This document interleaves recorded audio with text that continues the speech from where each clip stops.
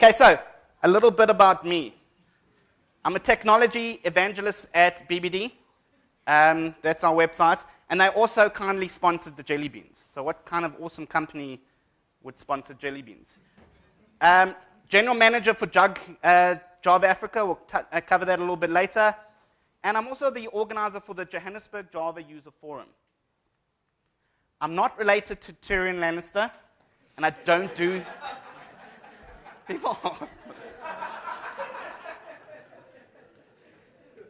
And I don't do kids' parties, which is something they also ask.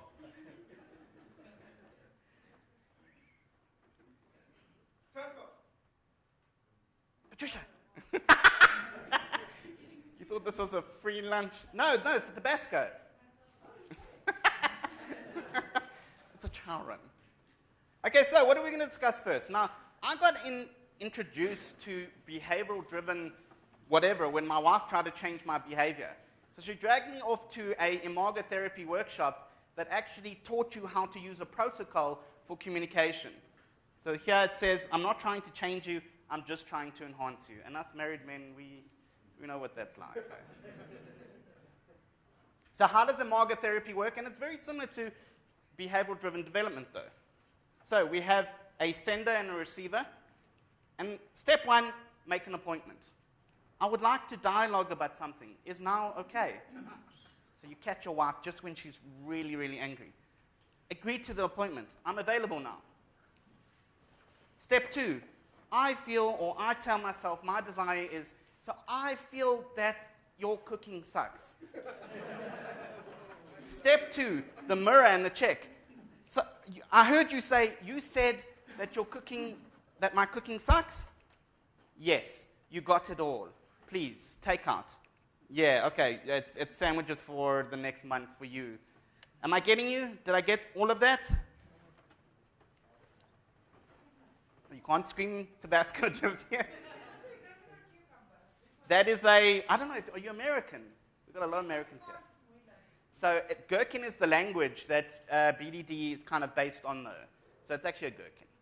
And what's cucumber? Cucumber is the system that gherkin runs in. It's a little bit confusing sometimes. We'll go through it. Hands up!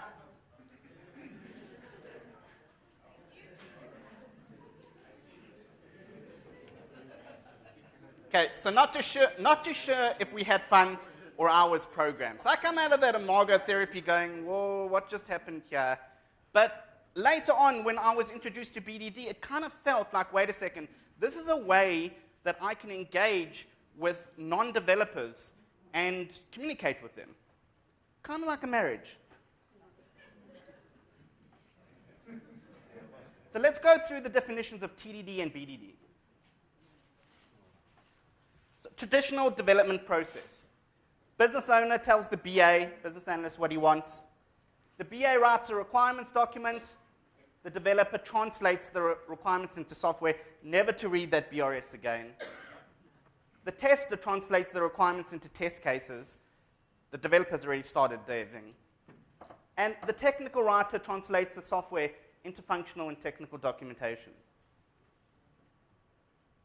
But we already covered this in a few previous talks, though. This is the Agile Manifesto. And this basically says individuals and interactions over processes and tools. BDD is about having conversations. The tools come second. Working software over comprehensive documentation. BDD should make it easy to create software. If you find that BDD is not making it easy, it's not working for you. Customer collaboration over contract negotiation. Responding to change over following a plan. A scenario is an idea, not a promise. If you give someone a behavior of the system, it's an idea. It's not a promise. So BDD it's an evolution of test-driven development. It was created by Dan North in 2003.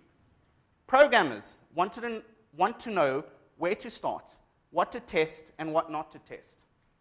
How much to test in one go, what to call their tests, and how to understand why a test fails. Any developers out there who try to TDD a system, you don't know where to start, you don't know where to end, and I train TDD quite a lot of developers. And the one thing they ask me is, okay, Where do I start? When do I know I'm finished? So Dan North created this because he wanted to give some kind of context to what the requirements were. It uses given then when, and now you know where the Gherkin syntax comes from. Given a set of preconditions, when an event occurs, then some testable outcomes. Given you burn my supper, then I go to Nando's and I'm satisfied. So what is the BDD development process? The business owner and the BA have a conversation about what he needs, or she. The BA, the dev, the tester, elaborate the requirements together. Classic Agile style. They define requirements as structured English language format scenarios. The scenarios guide the dev and act as automated tests. The tester uses these scenarios as the basis for the tests. The automated tests provide feedback on progress and help document the application.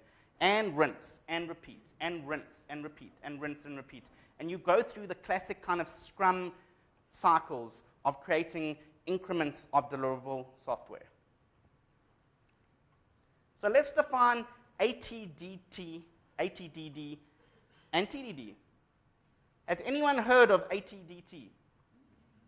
I spent a long time trying to understand what it meant, though, because there's a lot of confusing definitions. Some people say it's the same as BDD. Some people say it's the same as TDD. But we can see here, if we lump the tool sets, then we start to get a pattern. So our classic TDD is JUnit, NUnit, TestNG, and MS-Test. BDD, spec flow, we touched on Cucumber with Anne's talk yesterday. JBehave, NBehave, and Behat. And then something else, though, which I find a lot of people aren't aware of, ATDT, or storytelling, journey modeling, finesse, spectacular, concordium, and what we're going to cover today, serenity. TDD. So Kent Beck, which came to Agile Africa yesterday, and I remember I introduced myself to him as, "Hi Kent, I'll be driving around and I'll try not to kill you." And then my GPS actually said turn left into a one-way, and I nearly killed him. So he defines it as never write a single line of code unless you have a failing automated test. It eliminates duplication, and it does test first. Red, automated test fail. Green, test passed. And refactor, clean the code. I'll go get some coffee. So how does BDD and TDD fit in? So combined, ATDT is basically BDD combined with TDD. So you have BDD there, write an acceptance test, create the software, run the acceptance test. And it combines with TDD to actually write test-driven development. But the trick is that it includes verification. So the journey model and story model doesn't work unless you can actually verify the results. So if anyone asks you, what is ATDT? It's BDD with TDD plus verification. Tabasco! Oh, there's some very desperate people to give some kids some sweets.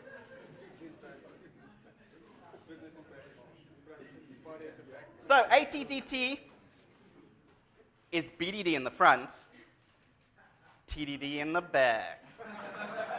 Oh, yeah. He's so useful, this guy, this meme. I use him for so many things.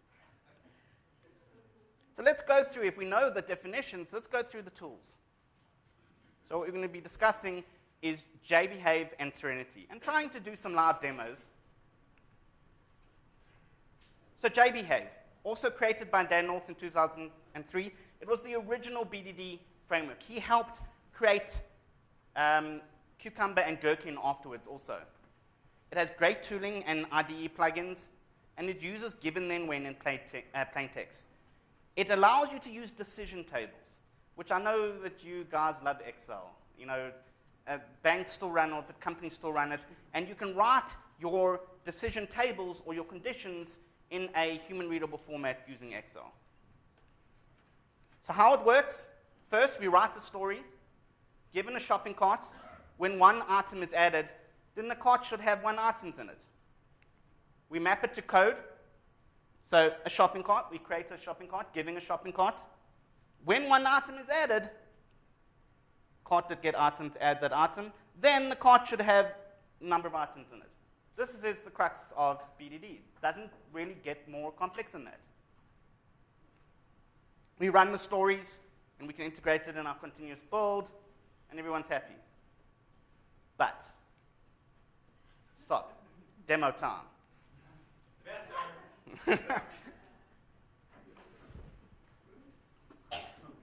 Okay, so one does not simply shop as a dwarf. This is the normal shelf, and I've done some research recently into how they stock the shelves. The top items are placed there for 2 reasons. A, they're extra stock items, or B, the product sells itself. The eye-level items are the items that people have paid a lot of money for. So the high-level items don't need to, the high popularity items don't need to be there, which means a lot of the time I have to do that. So that over there, that I can manage. You know, that's not too bad. That over there, I'm already on my trolley trying to reach there, and that's the stress. So we're going to go through a demo. Given a shopping cart, when there's help for a hard-to-reach item, then help should give me that item. And we've got some item names here, and a shelf, and is help available?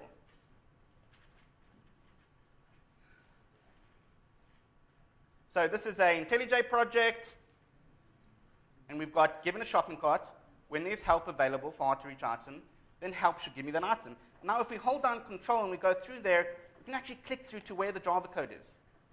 Now if we delete that code there, and I save that, it actually says to you, whoa, whoa, whoa, whoa. There's nothing matching that. And this is a big win, because it means that the developers, if they have those stories, they have to write code for it. The build won't work.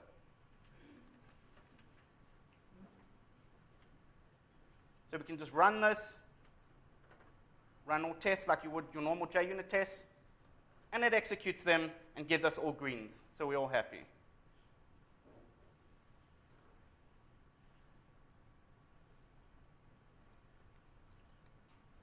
It's a lot of exercise to do this stage. Okay, so what if I told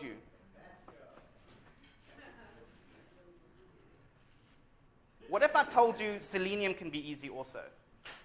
So if you want to know the barrier to entry for Selenium, it is actually quite a difficult tool. There's so many different tool sets or plugins or whatever, and as a result, people kind of avoid it, or you give it to some people that sit in some basement there. It can be easy. So what we're going to show is how Serenity, which is an ATD-driven portal, integrates with JBehave and JUnit to make Selenium and web front-end testing easy. So Serenity, can anyone pronounce that? I had to actually Google that. Sorry? Yeah, I had to Google that and then go into YouTube because I didn't even understand what it was saying. It's actually Thucydides. It's broken up with a layered BDD architecture, goals, tasks, interactions. JBehave with JUnit uses Selenium, but it's self-documenting. It takes the screenshots for you. You run it with those BDD behaviors, and it will actually screenshot it and tell you whether your test passed or failed. So uses a layered architecture, record new to-do actions for future use. That's a goal. A task, when Rory adds the to-do action, buy some milk.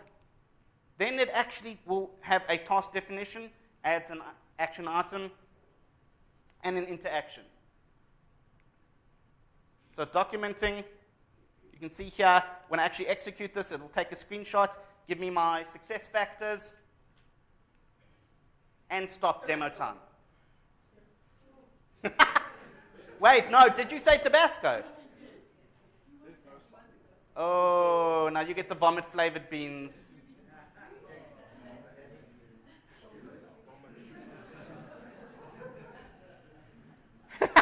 Okay, carry on. Okay, so demo time. I have to excuse myself. I really tried to live demo. I really did. And last night, midnight, I had this bad sensation. I tested the whole day. What if the website that I tested what has an issue. And todomvc.com is a big website. It's basically the de facto portal for showing off JavaScript MVC frameworks, though. Right now, you hit it right now, it says the domain doesn't even exist. So I contacted the developers and I tweeted them. This is apparently what you do nowadays. You hashtag help, help, hashtag help. It didn't even work, though. So I can't actually show you this demo, but I can actually show you the output of the actual demo.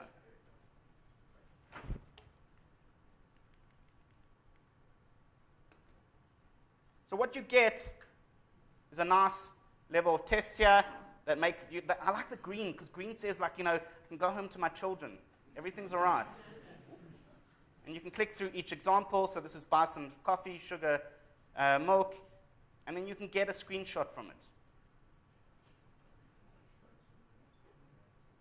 And this is Serenity.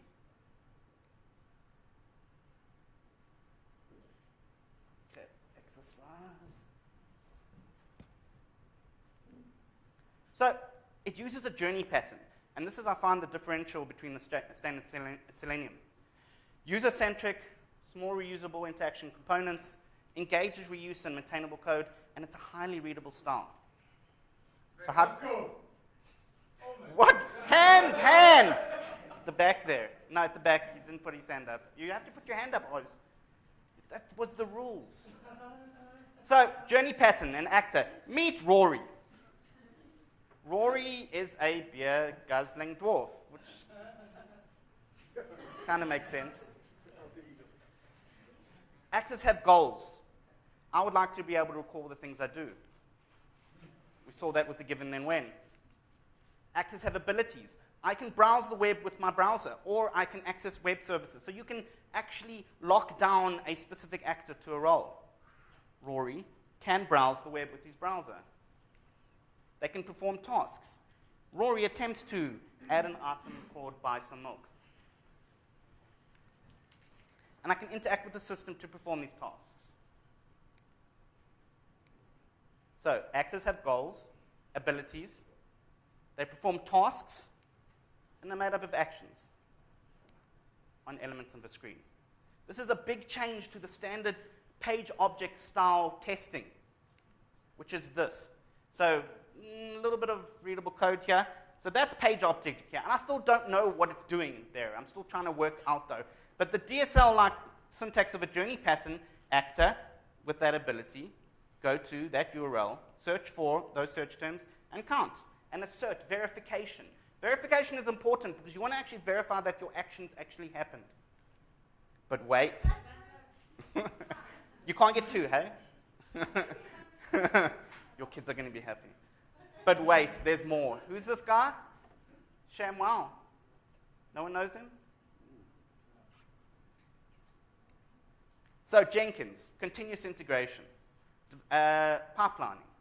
You want to be able to actually run this continuous in there. So Serenity actually ties in there, and you can get code coverage reports and build statuses directly into Jenkins.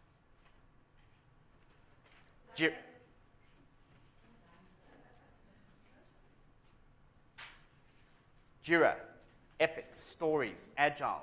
You can actually hashtag the Jira number on your given then whens, and it will tie back into your continuous integration builds. So you can see here we have Epic, Stories, and our acceptance tests. So how to keep BDD alive? Now, I did some research, and I actually went onto marriage forums and started reading up onto a classic kind of relationship, a loveless, sexless marriage. And I thought, this is exactly what I need to show them.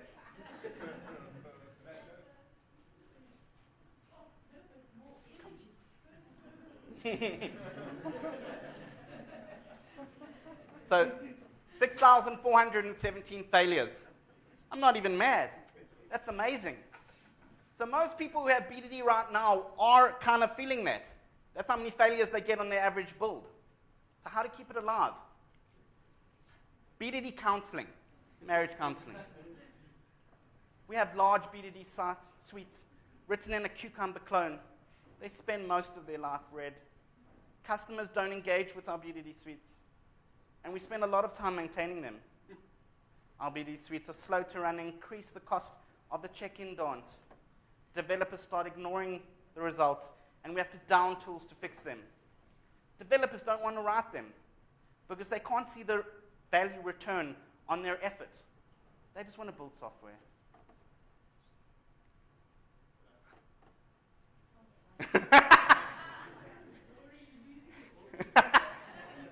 How to keep it alive. Don't skip the conversation. If you find that you're skipping the conversation, your developer's writing code, there's something wrong. Rather have the conversation than write code. Involve the whole team. Please go have lunch with your testers. I just find that testers sit in their own little lunch cubicle, and I once sat down with them and I go, hi, and they look at me, what do you want? Use journey, not events, not page objects. Use journeys. Accept you'll still miss things. The conversation is important. This is straight out of a marriage book. Work on it. Don't rely on magic. Don't assume the relationship is working between your testers, your BAs, and your developers just because nothing's going wrong. It's 50% of your responsibility. Avoid criticism, contempt, defensiveness, and stonewalling. Keep love alive. What? Oh, we ran out? How did we run out? We had 12. Vomit beans for you. Okay, we'll give him the vomit beans then. Okay, so now you know BDD Kung Fu. You know, and I spent about 4 weeks really trying to get through the metaphors and the BS and everything like that. And it's really that simple, as I showed you. Have the conversations. When you have the conversations and you're repeating them in your Agile flow, then go put it into a tool. So what did we learn? What is BDD, ADD, TDD? Tools, JBehave. It's just stories. Stories with unit tests. Serenity, journey model. It ties in all three. How to keep BDD love alive. Look out, shameless user group plug coming in. So, a lot of you here I've never seen before, and if I haven't seen you before, you don't belong to one of the developer communities. And if you don't belong to one of the developer communities, then you're not actually refining your scale. So these are the two developer communities run, Jug Africa and Josie Jug. Come, say hi. We got great food, sushi sometimes, and we rotate venues. But more importantly is the scale here. This is the self-social scale. On the side of the self here, we have education, relevance, and experience. That's great. But you can see here, if I'm a scale, what's happening is I'm weighing the one side too high. On the other side, we have culture, community, and mentorship. Communities form part of that social scale, though. If you miss out one of them, then you will actually have a lopsided scale, though. Come to the communities. You'll find that they are very similar to you. And I know that there is an Agile community, a Scrum community, and I've engaged with them. You can even start your own community. There's some, like, Pokemon Go community starting up here. Do you know where Pokemon Go put the main poker gym? In the wilds. These Americans, they don't know what's potting. Hey, I ain't going to the wilds to find some slizzard. It's not going to happen. Okay, questions. There's the GitHub repos there, and we may have some extra jelly beans for some questions, though. Okay, so we have a gherkin, some vomit beans. You should try these with your kids, hey? My kid, my 5-year-old, and me would sit there just giggling. My wife was like, no. Questions? Okay, maybe I can sell the vomit beans thing too. I don't have to take the vomit beans. Hi.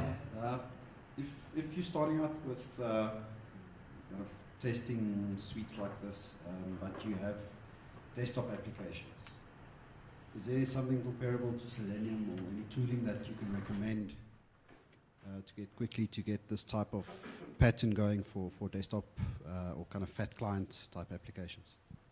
Okay, so fat clients, you typically don't even need a web browser for it, though.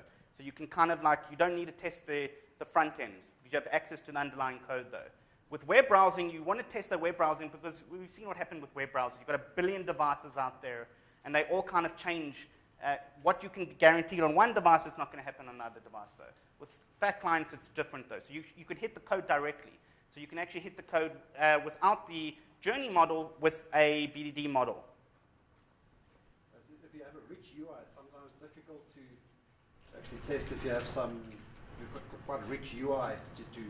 Okay, so there is ability. So remember what I showed you with Serenity, with abilities though? So you can actually have ability or even write your own ability. So your actor might have a desktop ability or alternatively a web ability. But there's also other abilities such as RESTful services. So I strongly advise you also to model your front-end client with RESTful. So if you can't actually test the front-end there, test the RESTful services.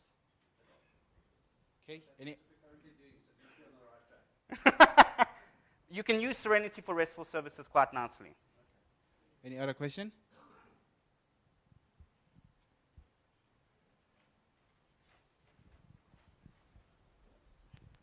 So we tried BDD for quite a while, and the difficulty was that the learning curve for the BAs was just too much. They didn't write the give and win there. Don't use BDD then. So I'm just like asking, why is this different? I mean, why would the BAs, you know? I haven't told you that I've worked on a successful BDD project though. Because I haven't. So this is just theoretical. No, so in the beginning of the BDD projects, they work well. And there's great momentum with the BAs and the testers and the developers, and everyone falls into the hype. But then the love dies. What you see there is the same as a sexless marriage, that everyone kind of goes their own way, and it just dissipates. And the developers, they'll leave the company because of what they have to maintain, though. So in the beginning, easy, but you have to keep love alive. I think what happens is that over time you accumulate all of the scenarios and stories, and so you end up seeing the actual coupling which represents the underlying design, and it starts becoming really, really difficult to tease it apart unless you courageous enough to actually say we have a design problem, and hence why we. Yeah, the developers aren't going to say that, though. Yeah, that's why you need some courage to yes. admit your own failures, right? So I don't think it's about the tooling. I think it is demanding that deep insight into the domain, deep insights into the actual design of the learning. The conversation should have come up before that with the business owner and the tester and the dev and everything, and they should have that difficult conversation. They shouldn't feel that it's just the developer's responsibility to identify that and to push back, because they won't. And they'll just sit there writing tests and having 6,417 failures until eventually they go, I test, can't prove it. So if the BAs aren't involved in writing the tests, then it's up to the devs. And the devs will just go and write unit tests rather than go and write BDD tests. And so Okay. that's kind of what ends up happening is instead of having BDD, you do unit tests.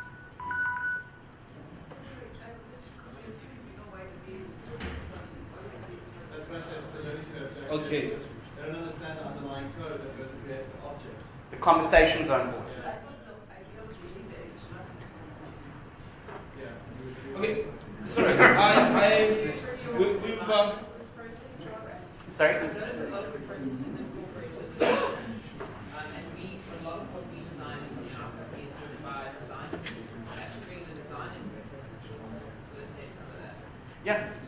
So this isn't really the only tool that you can use, because a developer also has unit tests. There's also the RESTful services. So this is just a smorgasbord. But the crux of the conversation, the crux of the presentation is that the minute the conversations die between the human conversations, between the BA and the tester and the dev, then there's no point in actually writing the conversations in code anymore. Okay, thanks. This sounds like a very interesting conversation. You know, we can continue with this after the session. Rory's available. You can go to the fishbowl and have more interesting conversations, and you can connect with him. You're welcome. I like connection. You see? He likes connection. I don't have any more sweets, though. Yeah, so, yeah, thanks. Okay, so we have a Bean Boozled here, whoever wants to play that game, and also a gherkin. I don't know what to say about the gherkin. Yeah. Okay, thanks, Rory. Clap for him, please.